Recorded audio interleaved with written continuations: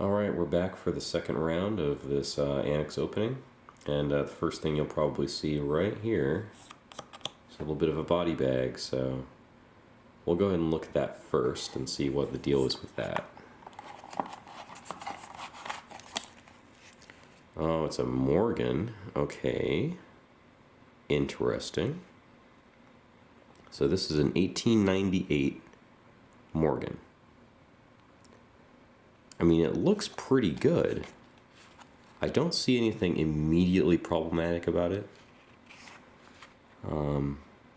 It looks genuine to me. The luster is right. If I tilt it, it's blast white. It looks lustrous. Everything looks pretty good about it. Let me get the loop. Take a closer look at this. See if I can guess what the deal is with this thing. The strike, I mean, it's struck. It has luster, it has the right look to the edges of all of the devices. Everything looks good to me. But who knows? Maybe I'm being tricked. It's entirely possible I'm being tricked. You know, I'm pretty new to this.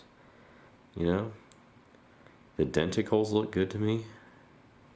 I don't see any obvious casting issues, like any big, you know, cracks or pits or anything. It looks like a good coin.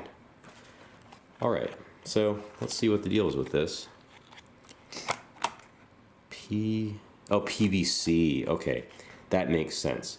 There's PVC residue on this coin. Now, I thought because I opted to get restoration that they would remove that. But apparently, they didn't. So, I'm going to have to remove it myself, I guess.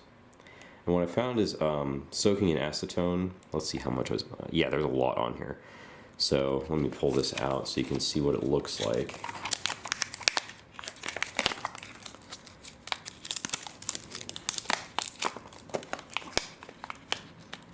And, you know, I'm not going to worry too much about fingerprints because I'm going to soak it in acetone. But anyway, you can see if I, there we go. See that? See all that green crap? That's what you don't want to see. That is PVC residue. Now, the question is, the reason they didn't holder it is because PVC residue will eat into the coin over time. And the way you can deal with that, if it hasn't been on there and really been reactive too long, is you can actually clean it off with acetone. And you can soak it for as long as you need to. The acetone won't actually harm the coin at all. You can go for days or weeks, and it will eventually get rid of all that PVC. It just takes a really long time sometimes. I recently had to soak some Morgans for about a week to get rid of some PVC, and it did come off. It just took quite a while. But yeah, I think this is salvageable. All I have to do is soak it for a while. You know, you can usually look to where the PVC is and see if it's actually been etched or destroyed. This one I think might be okay, but we'll find out.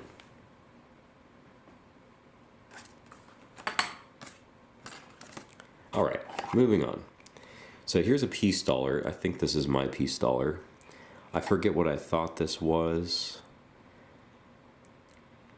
It has a nice luster to it, but it does look like it has a little bit of wear on the feathers. And I think I just wanted to validate what I thought the grade was. Even though it's circulated, it's not worth a lot of money or anything. I think I estimated this was AU, so we will see. Oh, it's an MS62. I'm surprised. All right, that flatness on the feathers, I guess, is not from circulation, but just from the strike. Well, that's great. I'm happy with very happy with 62 on that, actually.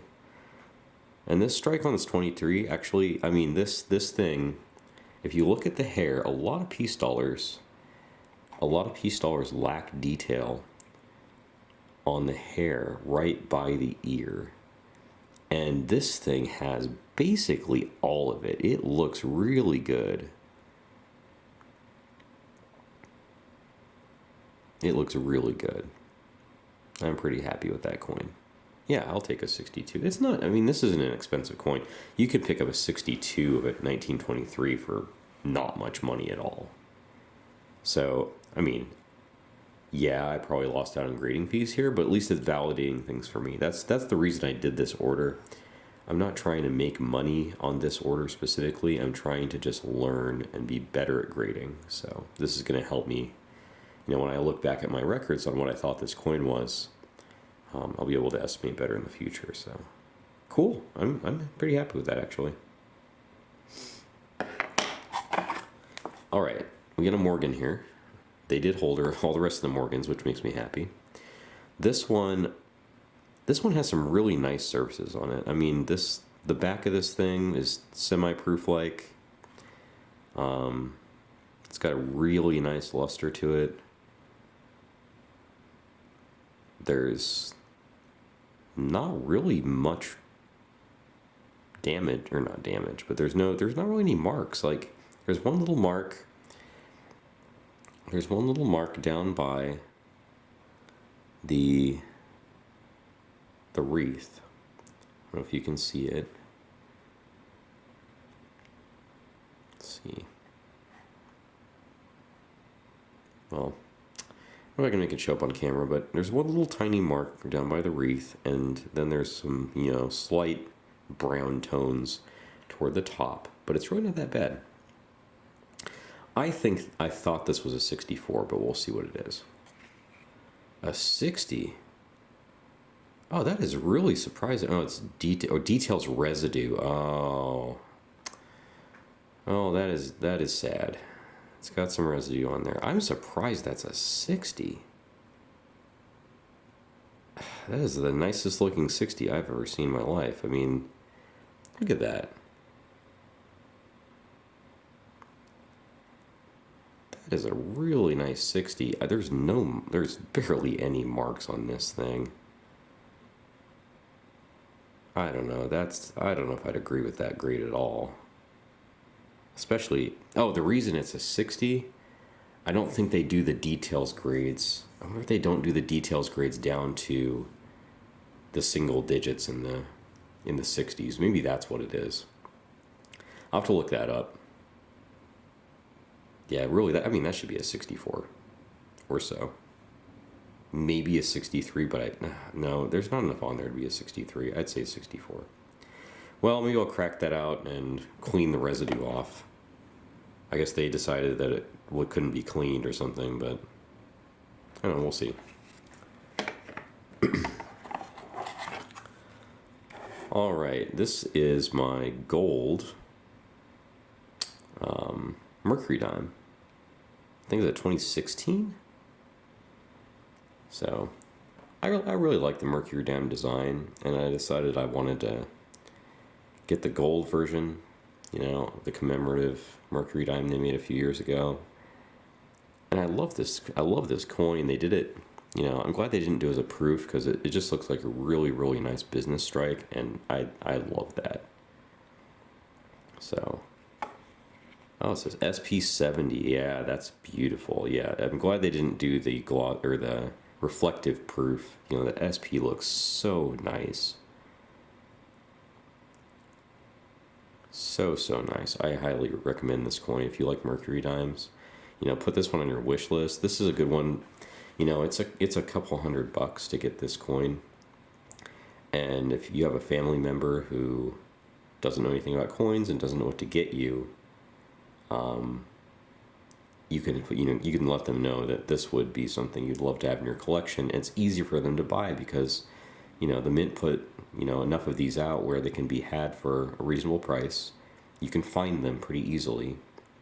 And you can even get them ungraded, which is what I did, and go ahead and send them in, and maybe you'll even get a 70 out of it. So that's cool. So this I'd have to look up the prices. I don't know what the population, percentage is on 70 for these. It's probably pretty high. The mint does good work these days. But I don't know. If the 69s are pretty prevalent, maybe this has a little bit of a premium to it, but I don't know if I'd even sell it. So cool. Good stuff. All right, next video is going to be box number 3.